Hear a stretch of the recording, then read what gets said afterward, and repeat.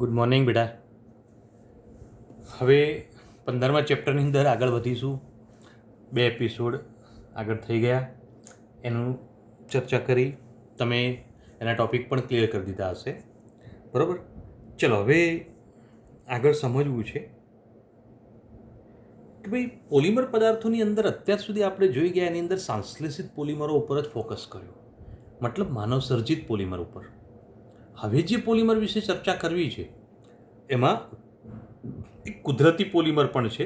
કુદરતી પોલિમર આમ જનરલી બધા આપણે 14મા ચેપ્ટરમાં જોઈ ગયા કે starch, cellulose, protein, nucleic acid આ બધા કુદરતી પોલિમર છે. પણ આમ છતાંય ઔદ્યોગિક રીતે અગત્યના એક પોલિમર તરીકે કે જે પ્રાણીઓના બંધારણમાં નથી એવા એક પોલિમર તરીકે આપણે જોઈશું કુદરતી રબર. ઓકે, હવે કુદરતી રબર જે છે કુદરતી પોલિમર છે અને એ સારો એવો સ્થિતિસ્થાપકતાનો ગુણધર્મ ધરાવે છે, જેના કારણે તેને ઇલેસ્ટોમેરિક પોલિમર પણ કહે છે અને એના કારણે એનો શબ્દ બન્યો ઇલેસ્ટોમર. ઇલેસ્ટોમેરિક શબ્દ ઉપરથી બન્યું ઇલેસ્ટોમર, બરાબર. હવે આ જે છે એ ઇલેસ્ટોમર છે અને એક લાંબી શૃંખલાઓ ધરાવે. આ રચનાની અંદર નિર્બળ આંતરાણવીય આકર્ષણ બળો હોય છે, બરાબર. અને નિર્બળ આંતરાણવીય આકર્ષણ બળ હોવાના કારણે આપણે એને ખેંચી શકીએ. તમે જો રબર હોય તો આપણે એને ખેંચી શકીએ છીએ, તો એ ખેંચાઈ શકે છે. પણ તમે ખેંચાણ બળ દૂર કરો તો ફરીથી પાછું રબર પોતાની મૂળ સ્થિતિમાં આવી જાય છે. તો આ રબર પોતાની મૂળ સ્થિતિ પ્રાપ્ત કરી શકે છે એના માટે જવાબદાર કોણ છે? તો રબરના બંધારણની રચનામાં વચ્ચે તીરક બંધ બનેલા હોય છે, ક્રોસ લિંક બોન્ડ બનેલા હોય છે. અને ક્રોસ લિંક બોન્ડ બનેલા હોવાના કારણે ખેંચાણ બળ દૂર કરતા તે ફરીથી પાછી પોતાની મૂળ સ્થિતિમાં આવી જાય છે. હું બોલે ખબર પડી બેટા? તો ખેંચાણ બળ કોના કારણે આવે છે? નિર્બળ આંતરાણવીય આકર્ષણ બળો હોવાના કારણે એને ખેંચી શકાય છે. તો ખેંચી શકવાનું કારણ આ. પણ ખેંચાણ બળ દૂર કર્યા પછી એ ફરીથી પાછું પોતાની મૂળ સ્થિતિમાં આવી જાય એના માટે કોણ જવાબદાર છે? તીરક બંધ, ક્રોસ લિંક બોન્ડ. ઓકે, અને આવા તીરક બંધના કારણે ફરીથી પાછું પોતાની મૂળ સ્થિતિમાં આવી જાય છે. રબર ઘણી બધી જગ્યાએ ઉપયોગી બનતું જોવા મળે છે, જેમાં રબર ક્ષીર તરીકે એક શબ્દ આપણે ક્લિયર કરીશું. કયો બેટા? રબર ક્ષીર. રબર ક્ષીર છે શું? તો કુદરતી રબર એનું પાણીમાં દ્રાવણ બનાવવામાં આવે તો એનું એક કલીલ બનશે અને આ કલીલ જે છે રબર ક્ષીર અથવા રબર લેટેક્સ કહેવામાં આવે છે. શું કહેશો બેટા? રબર ક્ષીર અથવા રબર લેટેક્સ, જે પાણીમાં બનાવેલું રબરનું એક કલીલ છે. હવે રબર ક્ષીર બનાવીએ તો એ કેવી રીતે બને? તો કુદરતી રબર જે રબરના વૃક્ષોમાંથી મેળવવામાં આવે છે, રબરના ઝાડમાંથી મેળવવામાં આવે છે. અને અંદરથી આ કુદરતી રબર મેળવ્યું એનું પાણીમાં મિશ્રણ કરીને કલીલ બનાવી દેવામાં આવે છે. ઓકે, આવા રબરના વૃક્ષો જે છે એ કયા કયા દેશોમાંથી મળે છે? કુદરતી રબર ક્યાંથી મળે? તો ભારત, શ્રીલંકા, ઇન્ડોનેશિયા, મલેશિયા અને દક્ષિણ અમેરિકા, આ દેશોની અંદર રબરના વૃક્ષો છે. ભારતમાં પણ રબરના વૃક્ષો એ દક્ષિણ ભારતમાં જ છે, ઉત્તર ભારતમાં નથી, બરાબર. તો દક્ષિણ ભારતની અંદર એ રબરના વૃક્ષો જોવા મળે છે. તો અહીંયા આગળ શ્રીલંકામાં પણ છે, ઇન્ડોનેશિયા, મલેશિયામાં પણ છે અને દક્ષિણ અમેરિકામાં પણ છે. ઓકે બેટા, હવે આવું કુદરતી રબર છે શું? તો કુદરતી રબર જે છે ને એ આઇસોપ્રીન છે. શું છે બેટા? આઇસોપ્રીન. હવે આઇસોપ્રીનનું રાસાયણિક રીતે બંધારણ જો રજૂ કરીએ તો આવું થાય: 2-મિથાઇલ, ત્યાર પછી બ્યુટા 1,3-ડાઇન. તો શું બોલે બેટા? ખબર પડી? 2-મિથાઇલ બ્યુટા 1,3-ડાઇન. હવે 2-મિથાઇલ બ્યુટા 1,3-ડાઇન જે બોલે છે એ પ્રમાણે એનું બંધારણ હું દર્શાવી દઉં, ધ્યાન આપજો બેટા. કુલ કાર્બન કેટલા છે? બ્યુટા બોલ્યા એટલે 4 કાર્બન. ચલો, આટલું કમ્પ્લીટ. હવે 2-મિથાઇલ મતલબ બીજા કાર્બન ઉપર મિથાઇલ છે અને 1,3-ડાઇન મતલબ પહેલા કાર્બન અને ત્રીજા કાર્બન પછી દ્વિબંધ છે. ખૂટતા હાઇડ્રોજન મૂકી દઈએ એટલે અહીંયા આગળ CH2, અહીંયા CH અને અહીંયા CH2. તો કુદરતી રબરનો આ મોનોમર છે. કુદરતી રબર આ મોનોમર દ્વારા બને છે. હું જે બોલ્યો એ ખબર પડી બેટા? કુદરતી રબર જે બને છે ને ખરેખર આ મોનોમર દ્વારા બની શકે છે. તો કુદરતી રબર બનવા માટે આ મોનોમર અગત્યનો છે. કેવી રીતે બનશે એનું પોલિમર? તો એને સિસ પોલીઆઇસોપ્રીન કહેવામાં આવે છે. કઈ રીતે ઓળખ્યું બેટા? સિસ પોલીઆઇસોપ્રીન મતલબ એની રચના સિસ પ્રકારની બનતી હોય છે. હવે સિસ પોલીઆઇસોપ્રીન કેમ કહ્યું છે તો એ પણ સમજાવું. બરોબર, ધ્યાન આપજો બેટા. હવે જ્યારે આ બંધારણીય રચના છે ને એની અંદર જ્યારે પોલિમર બને ત્યારે આ બંને પાઇબંધ તૂટી જશે. હવે જોજો. બરોબર, CH2C CH2 ને અહીંયા CH3. ઓકે, બંને પાઇબંધ તૂટે મતલબ ચારે ચાર કાર્બનની એક એક બંધ બનાવવાની ક્ષમતા બાકી રહેશે. હવે એમાં આ વચ્ચેવાળા બે કાર્બન છે ને એ બંને વચ્ચે ત્રિબંધ બની જશે. આવું થશે. જોજો, C ડબલ બોન્ડ C. આ C ડબલ બોન્ડ C મતલબ આ બે કાર્બન લખ્યા છે મેં. ઓકે, હવે આ કાર્બન સાથે કોણ જોડાયેલું છે? CH2 ને CH3. ઓકે, તો એ કાર્બન સાથે હું જોડાયેલા ભાગ દર્શાવી દઉં, CH3 CH2. આની એક ક્ષમતા બાકી છે. અને આ કાર્બન સાથે કોણ છે? CH2 ના હાઇડ્રોજન છે. તો એ કાર્બન સાથે જોડાયેલો ભાગ છે CH2 અને હાઇડ્રોજન. તો આ CH2 ની પણ એક ક્ષમતા બાકી છે. હવે બંને સમાન ક્રિયાશીલ સમૂહ જો એક જ તરફ છે, નીચેની બાજુ, જેના કારણે આ રચના શું બની ગઈ બેટા? સિસ રચના છે. ઓકે, તો સિસ કેમ છે ખબર પડી ગઈ. હવે હું જે બોલું એ ધ્યાન આપજો અને સમજજો કે ભાઈ આ સિસ રચનાની અંદર આ જે એ આખી પોલિમર શૃંખલા બનાવે છે. એના દ્વારા પોલિમરની રચના થાય છે. અને જો એના દ્વારા પોલિમરની રચના થતી હોય તો એ રચના કેવી છે? તો આ એક મોનોમરવાળો ભાગ અહીંયા દર્શાવી દઉં. ધ્યાન આપજો. C double bond C, CH3 CH2 H અને CH2. ચાલો, આટલું મેં લખ્યું, કોઈ પ્રોબ્લેમ બેટા? આ જે છે એ જ લખ્યું છે. ઓકે, હવે ધ્યાન આપો અને સમજો કે આ CH2 છે ને એને સામે exact C double bond C. Okay બેટા, એના એક્ઝેક્ટ સામે C ડબલ બોન્ડ C. તો અહીંયા આગળ કોણ છે? CH2 ઉપર, તો અહીંયા પણ CH2 ઉપર, તો CH3 ને H2 નીચે. હવે આ CH2 ના સામે exact C double bond C. તો અહીંયા આગળ ફરીથી ઉલટું જુઓ, અહીં બે CH2 નીચે હતા, આ બીજા અણુમાં બે CH2 ઉપર છે, તો ત્રીજામાં બે CH2 પાછા નીચે. તો CH3 અને H2 ઉપર જતા રહ્યા. બોલો, આ મેં લખ્યુંમાં કોઈ કન્ફ્યુઝન બેટા? લખી શકો. પહેલામાં બે CH2 નીચે, CH3 ને H ઉપર, બીજામાં CH2 ઉપર, CH3 H નીચે, ત્રીજામાં પાછા પહેલાની જેવી રચના, તો ચોથામાં કોના જેવી હશે? બીજા જેવી. હવે જુઓ, અહીંયા આગળ બંને CH2 ની એક એક બંધ બનાવવાની ક્ષમતા બાકી છે. અને જો CH2 ની એક એક બંધ બનાવવાની ક્ષમતા બાકી હોય તો એના કારણે અહીંયા આગળ એક નવો બંધ જે તિરક બંધ છે, ક્રોસ લિંક બોન્ડ છે. તો આ બે CH2 વચ્ચે પણ બંધ બનશે, તો આ બે CH2માં પણ એવી રીતે આગળ બંધ બનશે, તેવી રીતે અહીંયા આગળ પણ આગળ બંધ બનશે. આ બોલ્યામાં કોઈ પ્રોબ્લેમ બેટા? અને આ જે આખી રચના બની ગઈ એ કુદરતી રબર છે. બરાબર, તો એને કઈ રીતે ઓળખ્યું છે બેટા? તો સિસ પોલીઆઇસોપ્રીન કે ઓળખવામાં આવે છે. આવા અણુઓ જે છે એની આખી લાંબી શૃંખલાઓ એકબીજા સાથે કેવી રીતે? તો નિર્બળ પ્રકારના વાંડવાસ આકર્ષણ બળથી જોડાયેલા હોય છે. અને આનું એક ગૂંચળું બની જાય છે. ઓકે, અને આવું એક ગૂંચળું બનતું હોય છે.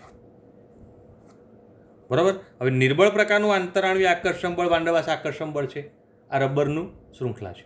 આ શૃંખલાને તમે આમથી આમ ખેંચો એટલે આમ ખેંચાઈ જાય, છોડી દો એટલે પાછી પોતાની મૂળ સ્થિતિમાં આવી જાય. ક્રોસ લિંક બોન્ડના કારણે વચ્ચે વચ્ચે ક્રોસ લિંક બોન્ડ હોય છે એટલે પાછી પોતાની મૂળ સ્થિતિમાં આવી જશે. તો બોલો, આ વાત કરીએ, ક્લિયર છે બેટા? તો સ્પ્રિંગની જેમ ખેંચી શકાય, પાછું પોતાની મૂળ સ્થિતિમાં આવી જાય છે. તેથી કુદરતી રબર એ સારું એવું સ્થિતિસ્થાપકતાનો ગુણધર્મ ધરાવે છે. પરંતુ કુદરતી રબરની અંદર કેટલાક ગુણધર્મો નેગેટિવ છે, મતલબ કેટલાક સારા ગુણધર્મો નથી, જેના કારણે કુદરતી રબરની અંદર ફેરફાર કરવો જરૂરી બન્યો. અને કુદરતી રબરની અંદર ફેરફાર કરવો જરૂરી બન્યો તો એના કારણે જે તૈયાર થયું એ આવશે વલ્કેનાઇઝ રબર. બરાબર. તો તો અહીંયા આગળ આપણે શું ક્લિયર કરીશું બેટા? વલ્કેનાઇઝ રબર. વલ્કેનાઇઝ રબર એટલે રબરનું વલ્કેનાઇઝેશન. ઓકે, તો હવે જે વાત સમજવી છે, રબરનું વલ્કેનાઇઝેશન સમજવું છે. રબરનું વલ્કેનાઇઝેશન શું છે, કયા પ્રકારની વાત છે, તો સમજીએ. કેમ વલ્કેનાઇઝેશનની જરૂર પડી? રબરમાં એવા કયા ગુણધર્મો યોગ્ય નહોતા તેના કારણે જરૂર પડી, તો એ સમજીએ. કે ભાઈ કુદરતી રબર જે છે એ ઊંચા તાપમાને, યાદ રાખજો, 335 કેલ્વિન કરતા ઊંચા તાપમાન, 283 કેલ્વિન કરતા નીચા તાપમાને તે બરડ બની જાય છે. તો તમે જો ખૂબ ગરમી પડે ઉનાળામાં તો રબર થોડું નરમ થાય. તમે આ અનુભવ્યું હશે કે તમારા કંપાસની અંદર રબરનો ટુકડો હોય, રબર ઇરેઝર તમે ભૂસવા માટે મૂક્યું હોય, ઉનાળામાં રબર કંપાસમાં નીચે ચોંટી જતું હશે. કેમ એવું થાય છે? કારણ કે ગરમીની અંદર એ થોડું નરમ બને, નીચે ચોંટી ગયું. શિયાળામાં તમે જો રબર થોડું કડક થઈ જશે, બરડ બની જશે, ઘણી વખતે ભૂસતા ભૂસતા ભટકાઈ જાય. તો આવું ક્યારે બને? શિયાળામાં થશે. તો એ નીચા તાપમાને બરડ બની જાય છે. ત્યાર પછી પાણી શોષવાનો ગુણધર્મ ધરાવે છે. કયો બેટા? પાણી શોષવાનો ગુણધર્મ ધરાવે છે. તો મતલબ જુઓ કે આવા કુદરતી રબરનું સીધું ટાયર બનાવી દીધું હોય તો ઉનાળામાં ખૂબ ગરમી પડે, ટાયર બધા નરમ થઈ જાય અને પડ્યું હોય તો રોડ સાથે ચોંટીએ જાય. અને શિયાળામાં ખૂબ ઠંડી પડે તો બરડે થઈ જાય અને એવું ટાયર કદાચ ચાલુ ગાડીમાં બટકાઈ જાય. બની શકે ને? ઓકે. અને વરસાદ ખૂબ પડે તો પાણી શોષી લે, તો શોષીને ફૂલી જાય, તો ટાયર ફૂલીને મોટા થઈ જાય, તો એ પણ મુશ્કેલી આવે. ઓકે બેટા? તો આ પણ એક મુશ્કેલી હોય છે. અધ્રુવીય દ્રાવકોમાં દ્રાવ્ય હોય છે.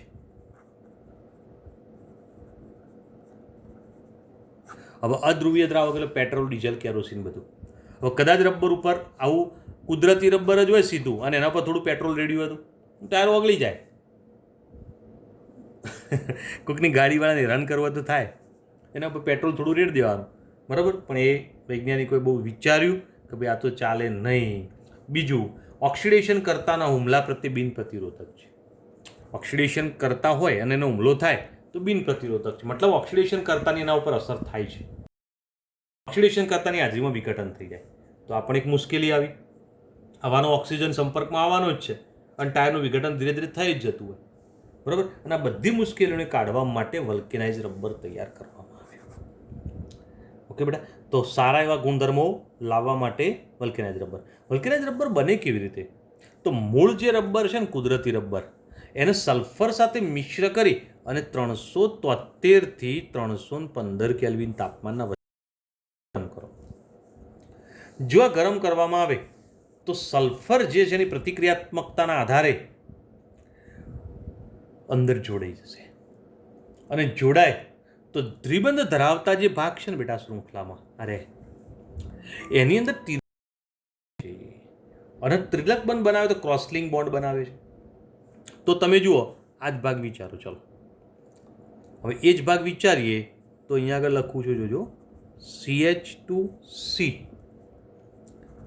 CH, CH2 અને CH3 એ જ લખ્યું. જુઓ, CH2C ડબલ બોન્ડની જગ્યાએ સિંગલ બોન્ડ કરી દીધો મેં, અને CH અને CH2.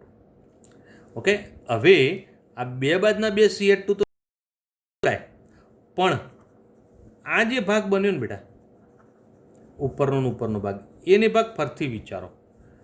છેડાવાળા ભાગ તો શૃંખલામાં જોડાવાના, પણ આ બંને વચ્ચે દ્વિબંધ હતો અને દ્વિબંધ હતો ને તૂટે તો એના કારણે ત્યાં આગળ સલ્ફર જોડાઈ જશે. તો આ શું થઈ ગયું? ક્રોસ લિંક બોન્ડ દ્વારા સલ્ફર જોડાઈ ગયું અને આ વલ્કેનાઇઝ રબર તૈયાર થયું.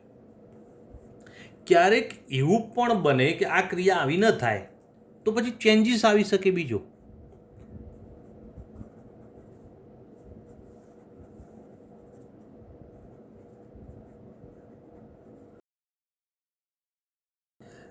અહીંયા આગળ CH2 ની જગ્યાએ CH, જો આ બાજુ શૃંખલા તો ખરી જ, પણ CH આવે એટલે એક એક હાઇડ્રોજન જતો રહ્યો, બાકી બધું એમ ના એમ એક એક હાઇડ્રોજન ગયો તો અહીંયા આગળ સલ્ફર જોડાઈ જશે.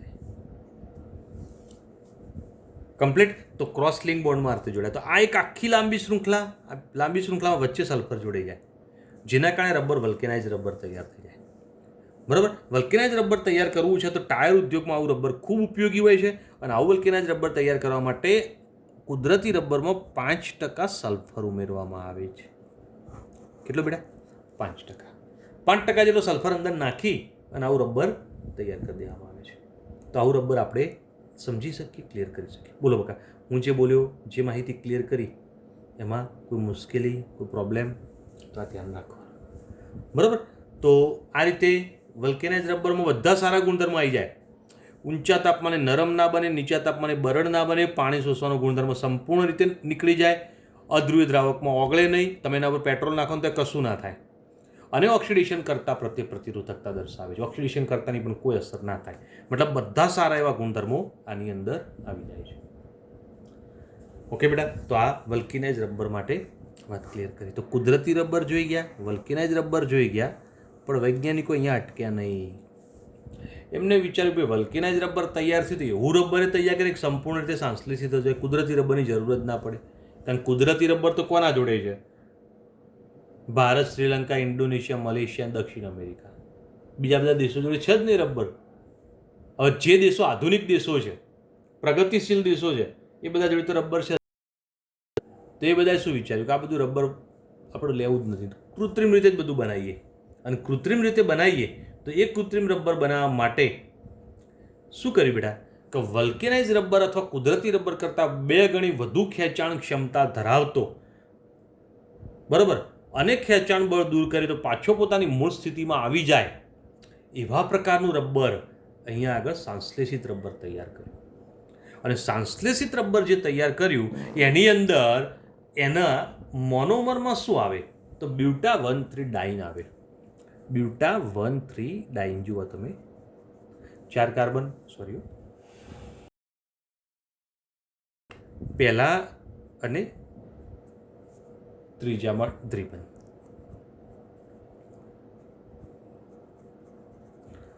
અને અહીંયા આગળ વચ્ચે ક્યાંય પણ બીજો સમૂહ જોડાય તો બ્યુટા-1,3 ડાઇન જે છે એનો ત્યાં આગળ વિસ્થાપિત, એનો બીજો કોઈ પણ વ્યુત્પન્ન લીધી.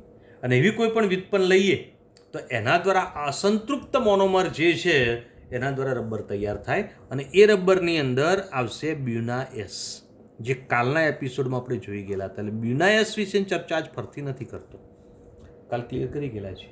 ઓકે ને બેટા? તો બ્યુના-એસ વિશે ચર્ચા કરી ગયા હતા. હવે આવા સંશ્લેષિત રબરની અંદર આજે ચર્ચા એક આગળ કરીશું, નિયોપ્રીન રબર લઈશું બેટા, નિયોપ્રીન. હવે આવું નિયોપ્રીન જે છે અથવા એને પોલીક્લોરોપ્રીન કહેવામાં આવે છે. પોલીક્લોરોપ્રીન કેવી રીતે બને? તો એનો મોનોમર કયો છે? ક્લોરોપ્રીન મોનોમર એટલે બોલ્યા હતા આપણે બેટા, બ્યુટા-1,3 ડાઇન, એમાંથી કોઈ પણ એક સમૂહ નવો દાખલ. હવે વ્યુત્પન્ન કેવી? તો હું દર્શાવું, ધ્યાન આપજો. CH2 double bond C, CH double bond CH2. આ કાર્બન ઉપર એક હાઇડ્રોજન કાઢી દીધો તો અહીંયા મતલબ એક ક્લોરીન લાવી દીધો, તો ક્લોરોપ્રીન કહેવાય. અને ક્લોરોપ્રીન જે છે એનું નામકરણ કરવું હોય તો 2-ક્લોરોબ્યુટા-1,3 ડાઇન થઈ જાય ને. તો 2-ક્લોરોબ્યુટા-1,3 ડાઇન એની મુક્તમૂલક પોલિમરાઇઝેશન પ્રક્રિયા કરો.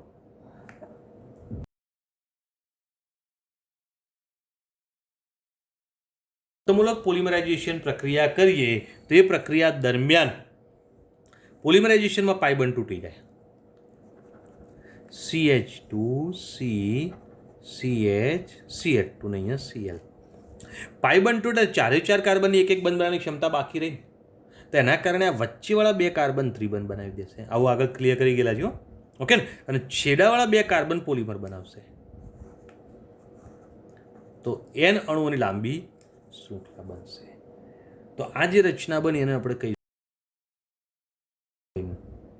ઓકે બેટા? તો બોલો, નિયોપ્રીન કેવી રીતે બનાવ્યું? આવડી જાય ને?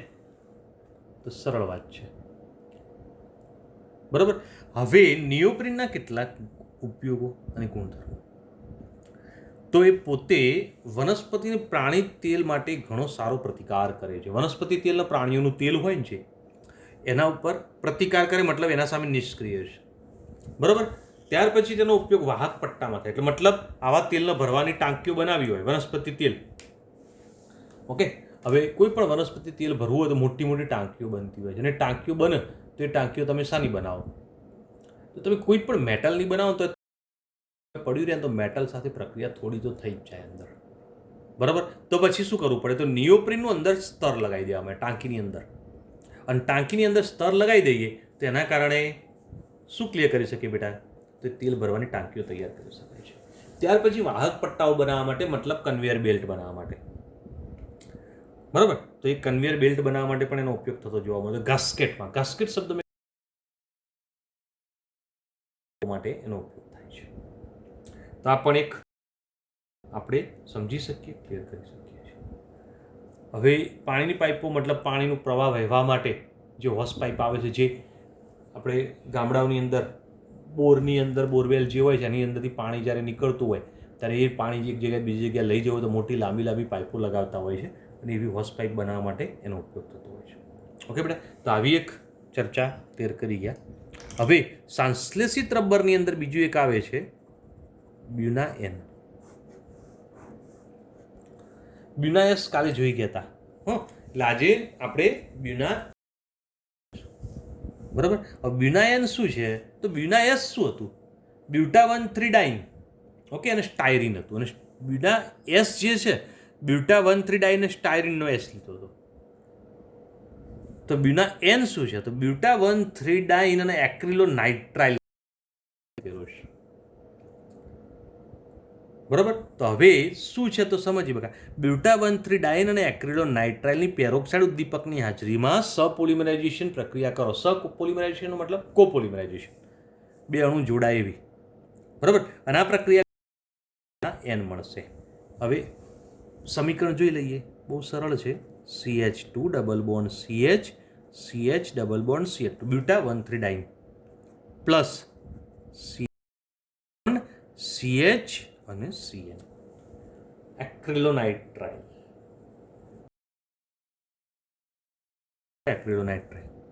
હવે પેરોક્સાઇડ ઉદ્દીપકની હાજરીમાં સપોલિમરાઇઝેશન પ્રક્રિયા કરો. પેરોક્સાઇડ ઉદ્દીપકની હાજરીમાં પ્રક્રિયા કરીએ ત્યારે આપણી પ્રક્રિયા દરમિયાન આનું જોડાણ થાય, યોગશીલ પ્રક્રિયા થાય.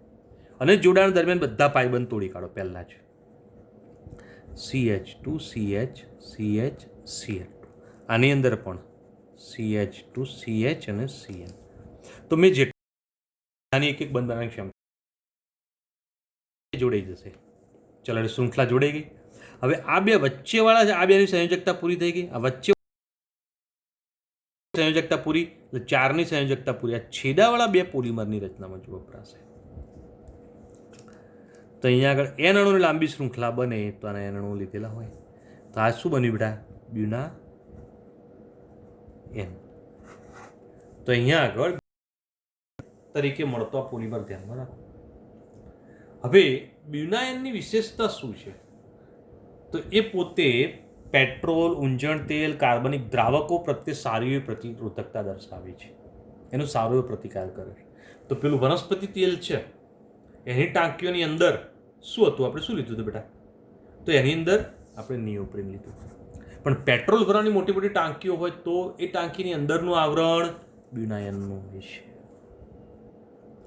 ઓકે બેટા, તો આ પોઈન્ટ ધ્યાન રાખો. તેલ સીલ, ઓઇલ સીલ, મતલબ ઓઇલનું એન્જિન છે, એ એન્જિનની અંદર એનું પેકિંગ મૂકવું છે, તો એ પેકિંગ માટે છે ટાંકીઓના અંદરના સ્તર માટે પણ ઉપયોગ થાય છે. તો અહીંયા આગળ જે વાત કરી, જે માહિતી સમજાય એમાં કોઈ મુશ્કેલી બેટા? આમ જોવા જઈએ તો સરળ વાત છે, સરળતાથી ક્લિયર કરી શકાય છે. બરાબર. હવે આગળ ચર્ચા સમજવાનો પ્રયત્ન કરીએ કે ભાઈ એક લખાણ સંબંધિત પ્રશ્નો છે, તમે સોલ્યુશન કરી દેજો, આવડી જશે. ઓકે, હવે જોઈએ પોલિમરના આણ્વીય દળ. પોલિમરના આણ્વીય દળ લઈએ છીએ તો એની અંદર આણ્વીય દળ એ કદ અને બંધારણ રચના સાથે ગાઢ રીતે સંકળાયેલા હોય છે. ઓકે, બીજું તેના મોનોમર ઉપર આધાર રાખે છે. ત્રીજું તેની શૃંખલાની લંબાઈ ઉપર આધાર રાખે છે. શૃંખલાની લંબાઈ ઉપર આધાર રાખતા હોય તો એનો મતલબ કે તેનો અણુભાર નિશ્ચિત ના હોય. કેમ ના હોય વિચારો. દાખલા તરીકે આ પોલિમર બન્યો, મેં અહીંયા એન લખ્યું, મેં અહીંયા આગળ એક્ઝેક્ટ કોઈ સંખ્યા 25 કે 30 તો લખી નથી. જો મેં અહીંયા એક્ઝેક્ટ 25 સંખ્યા લખી હોત તેનો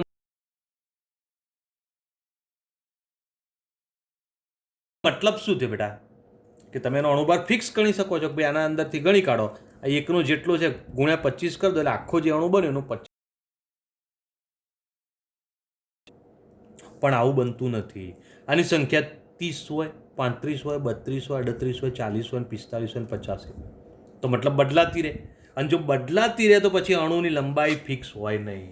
અને જો અણુની લંબાઈ ફિક્સ ના હોય તો અહીંયા આગળ તેનો અણુભાર શોધવા માટે સરેરાશ અણુભાર લેવામાં આવે છે. હવે આવો સરેરાશ અણુભાર જે છે શું છે, કેવી રીતે નક્કી થાય, તો એના માટે થોડી ઊંડાણથી ચર્ચા અહીં ક્લિયર કરાવું છું. ધ્યાન આપજો બેટા, બરાબર. બુકમાં ચર્ચા. હવે બેટા આવા અણુભાર શોધવા માટે બે રીતે આપણે ક્લિયર કરીશું. એક દર્શક સરેરાશ અણુભાર કહેવામાં આવે છે અને બીજું છે MW બાર, જે ભારદર્શક સરેરાશ અણુભાર છે. એન એટલે સંખ્યાના આધારે અને ભાર એટલે વજનના આધારે. ઓકે બેટા, તો અહીંયા આગળ બે રીતે આપણે અણુભાર ક્લિયર કરીશું. એક સંખ્યાદર્શક સરેરાશ અણુભાર અને બીજો ભારદર્શક સરેરાશ અણુભાર. બરાબર. હવે આ અણુભાર શોધવા હોય તો એ શોધવા માટે એક પોઈન્ટ બીજો ક્લિયર કરીશું, એક NI. NI એટલે અણુઓની સંખ્યા, અને બીજું એક આવશે અંદર સંજ્ઞા લઈશું MI.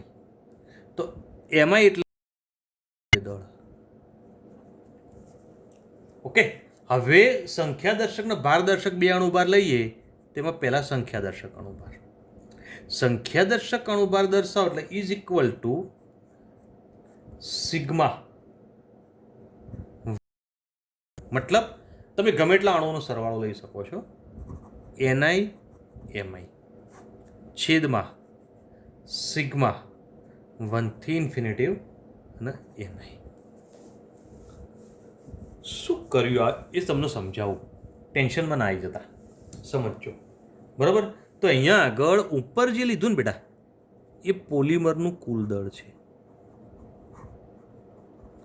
અને નીચે તો અણુઓની કુલ સંખ્યા છે. બંને વાત સમજાવું.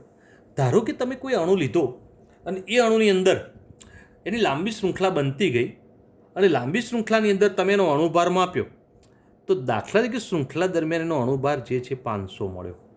500 અણુભાર ધરાવતા અણુઓની સંખ્યા 2 મિલીગ્રામ લીધો. એ પોલિમરની અંદર 500 અણુભાર ધરાવતા અણુઓની સંખ્યા 25 મળી. ત્યાર પછી 600 અણુભાર ધરાવતા અણુઓની સંખ્યા 10 મળી.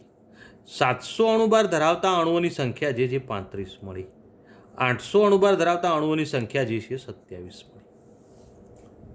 તો મતલબ શું થયું બેટા? આ જે છે ને એ MI છે ને આ NI છે. આ સંખ્યા બતાવે છે ને આ ભાર બતાવે છે. બરાબર. તો તમે શું લીધું બેટા? NI MI. તો NI ને MI નો ગુણાકાર કર્યો. આ બેનો ગુણાકાર કરી 500 તો 12,500 થાય. ઓકે બેટા. તો મેં લખ્યું 12,500. હવે આ બેનો ગુણાકાર કરો પ્લસ 6,000. આ બંનેનો ગુણાકાર કરો એ લખી દો. આ બંનેનો ગુણાકાર કરો લખી દો. ગુણાકાર નથી કરતો, કેલ્ક્યુલેટર તમે યુઝ કરી લેજો. ભાગ્યા NI મતલબ કુલ સંખ્યા બધાનો સરવાળો 35 દુ 70 વત્તા 27. વડે ભાગી દો અને જે જવાબ આવે એનો સરેરાશ અણુભાર મળી જાય, જે સંખ્યાદર્શક સરેરાશ અણુભાર કહેવાય. બોલો, આવડી જશે સંખ્યાદર્શક સરેરાશ અણુભાર ગણવાનો? અને તમારે એનો જવાબ આપવાનો આવે તો ક્લિયર કરી દેજો. આવી રીતે બહુ સરળ છે અને મોઢે ગણાઈ જશે એવા જ રકમો આપી હશે, કોમ્પ્લિકેશન વાળી નહીં આપી હોય. બરાબર. હવે ભારદર્શક. ભારદર્શક સરેરાશ અણુભાર શોધવા માટેનું સૂત્ર એના એ જ છે. ફક્ત ઉપર નીચે MI વડે ગુણી દો. હવે અહીંયા NI છે, MI વડે ગુણ એટલે MI સ્ક્વેર થઈ જાય. છેદમાં NI તો હતા જ, MI વડે ગુણ્યા. બરાબર. તો આ ભારદર્શક અણુભાર થઈ ગયો. તો અહીંયા આગળ તમે આ પોઈન્ટ ક્લિયર કરી શકો છો. હવે અહીંયા આગળ ભારદર્શક સરેરાશ અણુભાર અને સંખ્યાદર્શક સરેરાશ અણુભારનો ગુણાકાર કરવામાં આવે કારણે પોલીડિસ્પર્સિટી ઇન્ડેક્સ કહેવામાં આવે છે, પીડીઆઈ. આનું મૂલ્ય મેળવ્યું, પછી આ ભાગ્યા MW ભાગ્યા ML ઇન્ડેક્સ કહેવામાં આવે છે. અને પોલીડિસ્પર્સિટી ઇન્ડેક્સ જેને આપણે પીડીઆઈ કહીશું, તો જો તમારું પોલિમર કુદરતી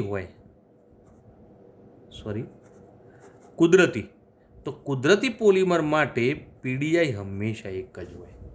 કુદરતી એવી વ્યવસ્થિત રચના કરેલી કે એનો પીડીઆઈ એક જ આવે. ઓકે, પણ જો સંશ્લેષિત હોય તો એનો પીડીઆઈ હંમેશા એક કરતાં વધારે આવે. તો પોલીડિસ્પર્સિટી ઇન્ડેક્સ આપણે આ રીતે લઈ શકીએ છીએ. બોલો બેટા, અણુભાર માટે થોડું ડીપમાં જઈને ચર્ચા કરી લીધી છે, ચર્ચા ધ્યાન રાખવાની. બરાબર, તો આ પોઈન્ટ સમજી શકાય, ક્લિયર કરી શકાય. હવે આગળ વાત કરીશું અને સમજીશું કે ભાઈ પોલિમર માટે અત્યાર સુધીમાં આપણે જે બધી ચર્ચાઓ કરી એ પોલિમર બધા કેવા, તો સામાન્ય જૈવ અવિઘટનીય કહેવાય. જૈવિક રીતે આ પોલિમરનું વિઘટન ના થાય. બરાબર, તો મતલબ શું થાય બેટા, કે મોટાભાગના પોલિમર પર્યાવરણીય ફેરફારોનો પ્રતિકાર કરે છે. પર્યાવરણીય ફેરફારનો પ્રતિકાર કરે છે મતલબ કે પર્યાવરણમાં જે ફેરફાર કરે અને જેના કારણે પર્યાવરણીય ફેરફારની એના પર કોઈ અસર થાય જ નહીં. તમે પ્લાસ્ટિકનો વાત કહું, પ્લાસ્ટિકનો એક ટુકડો હોય એને જમીનમાં ખોદીને અંદર મૂકી દો, એના બાજુમાં થોડી જમીન ખોદીને કાગળનો ટુકડો મૂકી દો, જમીન બંધ કરી દો. મહિના પછી જોશો તો પ્લાસ્ટિકનો ટુકડો એમને એમ હશે, કાગળનો ટુકડો નહીં હોય. કેમ નહીં હોય?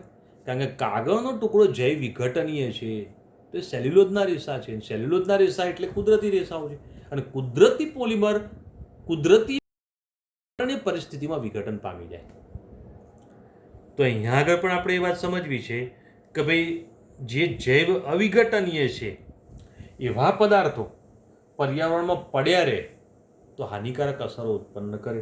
સીધી વાત છે કે પ્લાસ્ટિક, ગવર્મેન્ટે પણ અત્યારે પ્રતિબંધો મૂકી દીધા છે કે ભાઈ પ્લાસ્ટિકનો વપરાશ ઘટાડી દો. કેમ?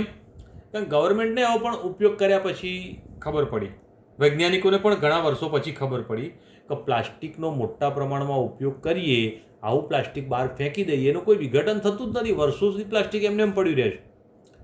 તો એના કારણે પર્યાવરણમાં કચરાનું પ્રમાણ વધે છે, પર્યાવરણમાં ઘણી બધી હાનિકારક અસરો આવે છે, પર્યાવરણની અંદર ઘણી બધી સમસ્યાઓ ઉત્પન્ન થાય છે.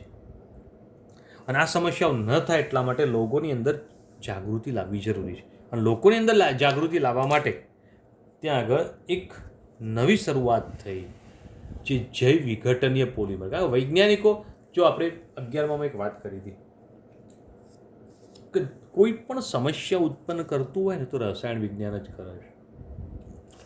તમે જો પ્રદૂષણ, નવા એવા કેમિકલ બનાવ્યા, એવા કેમિકલ પ્લાન્ટ બનાવ્યા, પ્રદૂષણ ઉત્પન્ન કર્યું. પ્રદૂષણ નિવારણ માટેનો રસ્તો કાઢે છે. તો પ્લાસ્ટિક એવા શોધી કાઢ્યા કે પર્યાવરણને નુકસાન કરતા હતા. હવે પ્લાસ્ટિકનો ઉપયોગ બંધ કરીને એની જગ્યાએ શું કરવું, તો એનો રસ્તો પણ રસાયણ વિજ્ઞાને કાઢી કાઢ્યો અને એના કારણે જૈવ વિઘટનીય પોલિમર પદાર્થો બનાવ્યા. અને જૈવ વિઘટનીય પદાર્થોની અંદર પોલિએસ્ટર અને પોલિએમાઇડ વર્ગના પોલિમર પદાર્થો હતા. અને આવા પોલિમર પદાર્થોની અંદર એક પોલિમર પદાર્થ આવશે PHBV. બોર્ડની પરીક્ષામાં 5 થી 7 વખત પૂછાયેલો પ્રશ્ન છે. PHBV નું ફૂલ ફોર્મ કહી દો બેટા, પોલીહાઇડ્રોક્સી બ્યુટેરેટ કોબીટા હાઇડ્રોક્સી વેલરેટ. પોલીહાઇડ્રોક્સી બ્યુટેરેટ હાઇડ્રોક્સી વેલરેટ એટલે PHBV છે. બોર્ડની પરીક્ષામાં મેં તમને કહ્યું એમ લગભગ 5 થી 7 વખત પૂછાય. કેવી રીતે બને તો એ સમજીએ. પેન્ટેનોઇક એસિડ જે છે એનું સપોલિમર 3-હાઇડ્રોક્સી બ્યુટેનોઇક એસિડ. હવે 3-હાઇડ્રોક્સી બ્યુટેનોઇક એસિડ બોલીએ ને એટલે 4 કાર્બોક્સિલિક એસિડ, ત્રીજા કાર્બન ઉપર OH,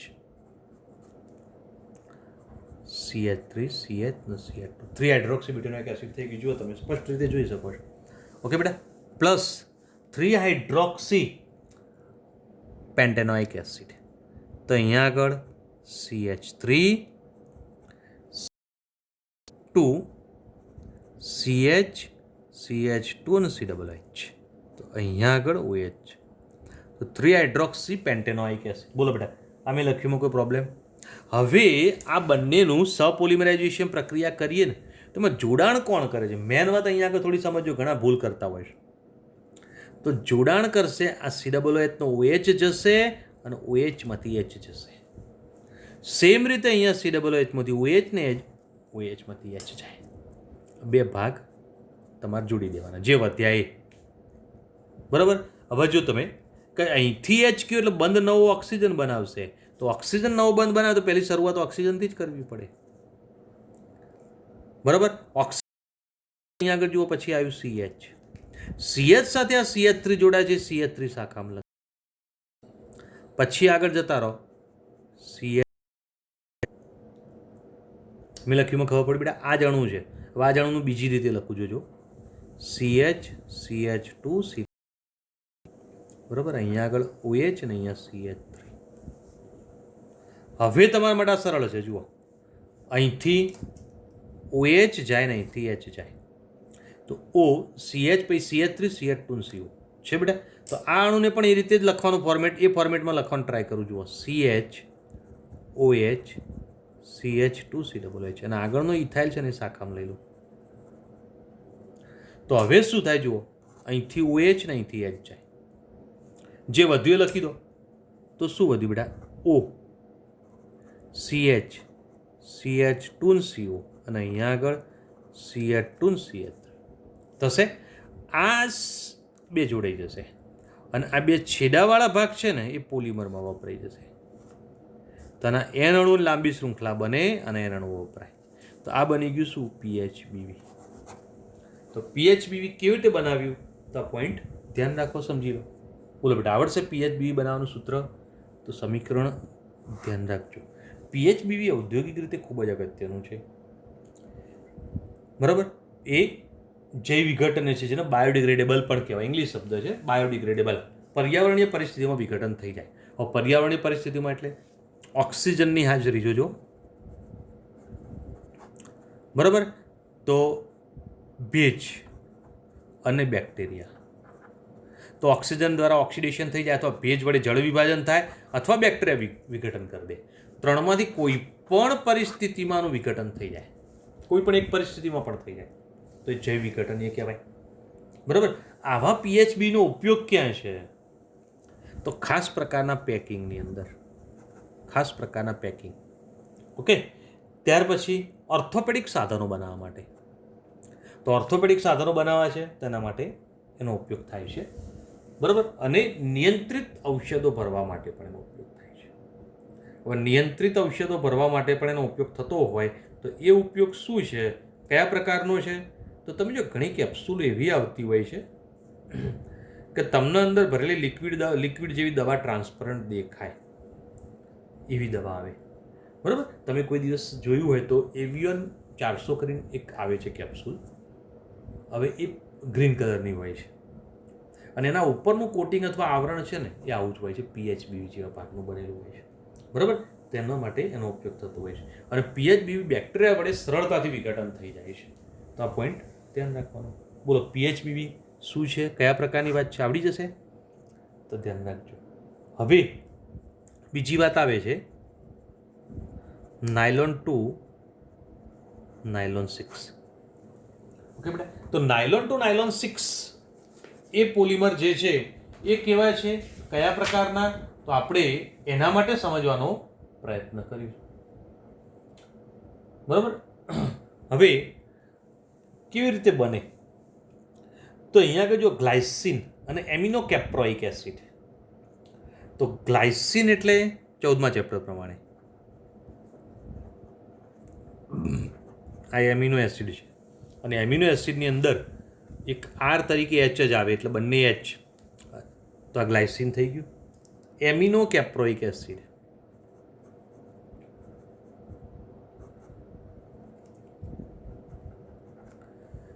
છ કાર્બન એટલે કેપ્રોઇક એસિડ તરીકે ઓળખાય છે. બરાબર. આ બંને જોડાઈ જાય, બંને જોડાય એટલે COOH માંથી OH જાય તો NH2. બરાબર. હવે જોડી કાઢો તો NH CH2CO તો NH CH2 5CO. ઓકે, તો આ જે બન્યું શું છે બેટા? Nylon 2 nylon 6. કેમ? કારણ કે તમે આ જે લીધો ગ્લાયસિન એમાં કાર્બન 2 છે અને એમિનો કેપ્રોઇક એસિડમાં કાર્બન 6 છે. તેથી નાયલોન 2 નાયલોન 6 નાયલોનના રેસા જેવા ગુણધર્મો છે આમાં. અને નાયલોનના રેસા જેવા ગુણધર્મો હોવાના કારણે એને નાયલોન 2 નાયલોન 6 તરીકે ઓળખવામાં આવે છે. બોલો કેમ નાયલોન 2 નાયલોન 6? તો એ પણ સ્પષ્ટ રીતે ક્લિયર કરી ગયા, સમજી ગયા, ધ્યાન રાખવાનું. કોઈ મુશ્કેલી બેટા બોલે એમાં? હવે નાયલોન 2 નાયલોન 6 પ્રકારનું જે છે એ જૈવ વિઘટનીય છે. અને જૈવ વિઘટનીય પ્રકારનું આ જે પોલિમર છે એ કયું છે? પોલિએમાઇડ વર્ગનું છે. તમે જુઓ, દેખાય છે? તો આ કયા વર્ગનું હતું? PHB પોલિએસ્ટર વર્ગનું. તો એક વખતે એવો પણ પ્રશ્ન પૂછાયો છે, પોલિએસ્ટર વર્ગનું બાયોડિગ્રેડેબલ પોલિમર પદાર્થ ઉપર ટૂંક નોટ લખો. પોલિએસ્ટર વર્ગનું બાયોડિગ્રેડેબલ PHB ઉપર ટૂંક નોટ પૂછી હતી, પણ શબ્દોમાં આવી રીતે ક્લિયર કર્યું. સમજે બકા? તો ધ્યાનમાં રાખવાનું અને સમજી લેવાનું. હવે કેટલાક એવા પણ પોલિમર જોવા મળતા હોય છે કે જે ઔદ્યોગિક રીતે ઓપરેશન પછી ટાંકા લેવા માટે વપરાતા હોય છે. અને ઓપરેશન પછી ટાંકા લેવા માટે વપરાય તેની અંદર ડેક્સ્ટ્રાન આવે છે,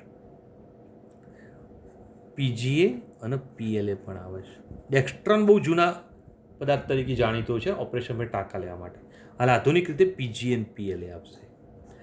બરાબર? પોલીગ્લાયકોલિક એસિડ, પોલીલેક્ટિક એસિડ. ઓકે બેટા? હવે આ બંને પદાર્થો, આ ત્રણ પદાર્થો એવા છે કે ટાંકા લીધા હોય, એ ટાંકા જો ડૉક્ટર ટાંકા લે તો એની જાતે જ ટાંકા ઓગળી જાય, તમારે ખોલાવા જવું ના પડે, તો એ આના ટાંકા હોય છે. ખબર પડી ગઈ? પણ જો ખોલાવા પડે તો એ નાયલોનના ટાંકા છે, નાયલોનના રેસા હોય, એ તમારે તોડાવવા પડે. અને આ ટાંકા તોડાવવા ન પડે. બોલો બેટા, આ ચર્ચા કરી એમાં કોઈ મુશ્કેલી? ધ્યાન રાખજો. બરાબર? હવે એક વાત કરવી છે અને સમજવું છે બેટા કે વ્યાપારિક ધોરણે પણ આવા પોલિમર ખૂબ અગત્યના છે. અને વ્યાપારિક ધોરણે ઘણા પોલિમર એવા છે જે અગત્યના હોય છે. તો અત્યાર સુધી જે ભણ્યા એના સિવાયના પણ બીજા પોલિમર વિશે આપણે ચર્ચા કરીશું. અને એની અંદર વાત આવે છે પોલીપ્રોપિન. પોલીપ્રોપિન શું છે? તો જોજો, CH2 ડબલ બોન્ડ CH આ પ્રોપિન છે. પ્રોપિનની પોલિમરાઇઝેશન પ્રક્રિયા થાય, યોક્સિલ પોલિમરાઇઝેશન, તો પાઈ બંધ તૂટે. પાઈ બંધ તૂટે તો પોલિમર કોણ બનાવે? જે બે કાર્બન વચ્ચે પાઈ બંધ તૂટ્યો હોય તો એ બે જ પોલિમર બનાવે. તો CH3 જતો રહે શાખામાં. થઈ ગયું ક્લિયર? એન અણુઓ, તો એન અણુઓની લાંબી શૃંખલા બની જાય, પોલીપ્રોપિન તૈયાર થઈ જાય. બોલો, સમીકરણ યાદ રાખજો, ધ્યાન રાખજો બેટા. ઓકે? દોરડા, રમકડા, પાઇપો, કેટલાક રેસાઓ બનાવવા માટે પોલીપ્રોપિન વપરાય છે. તો ધ્યાન રાખવાનું, બહુ સરળ વાત છે. હવે વાત કરીએ પોલિસ્ટાયરીન. પોલિસ્ટાયરીન શેમાંથી બનશે બેટા? સ્ટાયરીનમાંથી. બરાબર? તો સ્ટાયરીનની અંદરથી તૈયાર થશે. તો સ્ટાયરીનનું બંધારણ પહેલાં લઈએ. CH double bond CH2 styrene. સ્ટાયરીનની પ્રક્રિયા યોક્સિલ પોલિમરાઇઝેશન આપણે હમણાં જ બોલ્યા. તો પાઈ બંધ તૂટે તો CH2. આ બંને કાર્બનનો પાઈ બંધ તૂટ્યો તો મતલબ પોલિમર ત્યાંથી જ બને. આ પોલિસ્ટાયરીન થઈ ગયું. બરાબર? અને પોલિસ્ટાયરીન ખૂબ જ સારા એવા વીજરોધક તરીકે વપરાય છે. વિદ્યુત પ્રવાહ પસાર નથી થવા દેતા. બરાબર? ત્યાર પછી ઢાંકવાના પદાર્થ તરીકે તેનો ઉપયોગ થાય છે. રમકડા અને રેડિયો તથા ટેલિવિઝનના કેબિનેટ બનાવવા માટે. આપણે જો ટીવીનું આજુબાજુનું જે આવરણ છે એ આવરણ આપણને જે પ્લાસ્ટિક લાગે છે એ પ્લાસ્ટિક શું છે? પોલિસ્ટાયરીન છે. બરાબર? વજનમાં હલકું હોય, વિદ્યુતનું વહન નથી કરતું. વજનમાં હલકું ને વિદ્યુતનું વહન ન કરે એવું સારી જાતનું આ પોલિમર પોલિસ્ટાયરીન છે. ઓકે બેટા? હવે બીજા પોલિમર વિશે ચર્ચા સમજીએ, ધ્યાન આપજો. હવે બેટા આગળ વાત કરીએ પોલિવિનાઇલ ક્લોરાઇડ. તો પોલિવિનાઇલ ક્લોરાઇડ શું છે? તો એના વિશે ચર્ચા સમજીશું, જેને શોર્ટમાં PVC પણ કહેવાય છે. હવે પોલિવિનાઇલ ક્લોરાઇડ જે છે એનો મોનોમર તો વિનાઇલ ક્લોરાઇડ. તો CH2 ડબલ બોન્ડ CH અને Cl. Vinyl chloride. હવે એની પણ પોલિમરાઇઝેશન પ્રક્રિયા કરીએ તો પાઈ બંધ તૂટે. પોલિમર કોણ બનાવે? તો જે પાઈ બંધ જે બે કાર્બન વચ્ચે તૂટ્યો હોય જ, તો આ બે લાંબી શૃંખલામાં તો હવે ક્લોરીનને ક્યાં લઈ જવું પડે? શાખામાં. આઈડિયા આવી જાય ને બેટા? તો આ રીતે આ પીવીસીની રચના દર્શાવી દીધી. આવું પીવીસી જે છે એ રેનકોટ બનાવવા માટે વપરાય છે, હેન્ડબેગ, એની ટાઇલ્સો બનાવી છે, પાણીની પાઇપો બનાવી છે, તો એના માટે એનો ઉપયોગ થતો હોય છે પીવીસીની. ઓકે ને? તો આપણે જાણીએ છીએ. હવે વાત કરીએ યુરિયા ફોર્માલ્ડિહાઇડ. હવે યુરિયા ફોર્માલ્ડિહાઇડ રેઝિન છે, કેવી રીતે બને? તો પહેલાં યુરિયા લઈ લઈએ, NH2CONH2, ફોર્માલ્ડિહાઇડ એટલે HCHO. આ બંનેની સહપોલિમરની પ્રક્રિયા કરીએ. હવે જો બંનેની સહપોલિમરની પ્રક્રિયા કરીએ તો અહીંથી H જાય અને અહીંથી O જશે, એટલે સંગ્રહણ પ્રક્રિયા થઈ ગઈ. ઓકે ને? પાણીનું અણુ નીકળી જશે. તો અહીંયા આગળ જે વધે દર્શાવી દઈએ, NH, CO, NH અને CH2. જો તમે અહીંયા CH2 વધ્યો, આ રીતે શૃંખલા આગળ વધશે, N અણુઓ, તો આ રીતે આ બની ગયું યુરિયા ફોર્માલ્ડિહાઇડ રેઝિન. બરાબર? તો આ પોઈન્ટ ધ્યાનમાં રાખવાનો. આનો ઉપયોગ શું? તો તૂટે નહીં એવા કપ અને લેમિનેટ બનાવવા માટે. લેમિનેટ સરમાઇકા, જે આપણે ફર્નિચરના અંદર વાપરીએ છીએ. બરાબર? તો એ સરમાઇકા જે છે એ લેમિનેટ્સ બનાવવા માટેનો ઉપયોગ થતો જોવા મળતો હોય છે. અને હવે જોઈએ એક બીજું, ગ્લિપ્ટલ. ગ્લિપ્ટલ કેવી રીતે બનશે? ઇથિલિન ગ્લાયકોલ થેલિક એસિડ દ્વારા. હવે ઇથિલિન ગ્લાયકોલ એટલે તો અહીંયા આગળ આ ઇથિલિન ગ્લાયકોલ. ઓકે બેટા? પ્લસ શું લીધું આપણે? થેલિક એસિડ. હવે થેલિક એસિડ કેવી રીતે? તો અહીંયા આગળ દર્શાવી દઉં અને સમજાવી દઉં બેટા.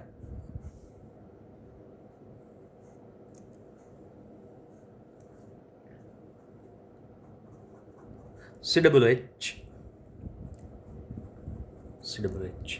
બંને બાજુના કાર્બન ઉપર COOH છે. Okay, sorry. હવે એમાંથી જોડાણ કેવી રીતે? તો જે જોડાણની વાત છે એ સમજી લો. COOH માંથી OH જશે અને OH વાળામાંથી H જશે. સીધી સરળ વાત થઈ જાય. થઈ જશે ને? ઓકે. તો અહીંયા આગળ શું વધે બેટા?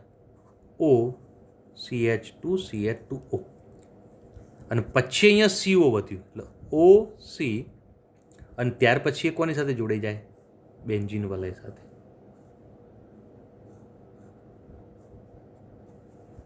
તો અહીંયા CO કમ્પ્લીટ ને? એક પોલિમર તૈયાર થઈ જશે, જે આપણે કઈ રીતે ઓળખીશું બેટા? ગ્લિપ્ટલ તરીકે. બરાબર? હવે આ ગ્લિપ્ટલ અને લેકર ઉદ્યોગમાં, મતલબ પેઇન્ટ કલર બનાવવા માટે અને લેકર ઉદ્યોગની અંદર એનો ઉપયોગ થાય છે પોલિશ કરવા માટે. લેકર ઉદ્યોગનો મતલબ પોલિશ કરવા માટે. ઓકે? તો આ પોઈન્ટ ધ્યાનમાં રાખો. અને છેલ્લે બેકેલાઇટની એક વાત કરેલી છે, પણ બેકેલાઇટ વિશેની આખી ટૂંકનો જ આખી ચર્ચા આપણે આગળ આખી થિયરી ભણી ગયા છે, એટલે બેકેલાઇટ માટે આખી ચર્ચા રિપીટ નથી કરતો. ઓકે? તો આ પોઈન્ટ ધ્યાન રાખવાનો. તો 15મા ચેપ્ટરની અંદર થિયરિકલ ટોપિક તરીકે આપણા ટોપિક ક્લિયર. મેં તમને શક્ય એટલું ડીપમાં જવાનો પ્રયત્ન કરીને સમજાવ્યું છે. તમારે ધ્યાન રાખવાનું, સમજી લેવાનું. બરાબર? ઓકે, ચલો અહીંયા સુધી ક્લિયર કરીએ. Good day. નેક્સ્ટ ટાઈમ નવું ચેપ્ટર લઈશું.